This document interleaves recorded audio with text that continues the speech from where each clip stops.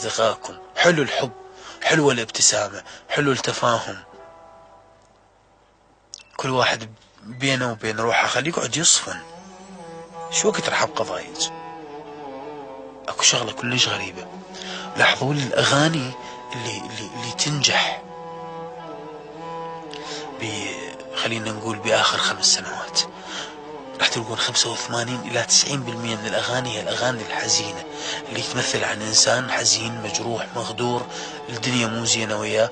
منو اللي خلاهم يعيشون بهذا الدور، او منو اللي خلانا نعيش بهذا الدور؟ احنا اللي نروح بهذا الدور. احنا اللي وصلنا لمرحلة قمنا ما نستمتع بالفرح. احنا مو ما نستمتع به، احنا ما نتذكر اصلا شلون كان.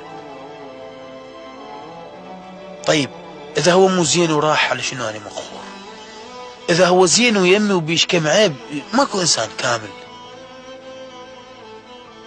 لا تريدوا شيء على مود لا تخسرون كل شيء، ولا تعوفون كل شيء حتى ما توصلوا لمرحلة وما عندكم كل شيء. اقتنعوا بالشيء اللي هو لكم، وحاولوا تصنعون السعادة من عنده.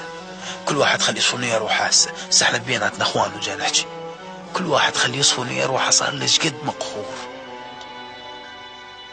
صار له قد حزين. كل واحد خلي يصفون بيناتنا. اول ما يقعد بزاوية من زوايا غرفته ايش راح يسمع؟ راح يسمع شيء حزين. هو يريد يعيش دور، هو يريد ينجح.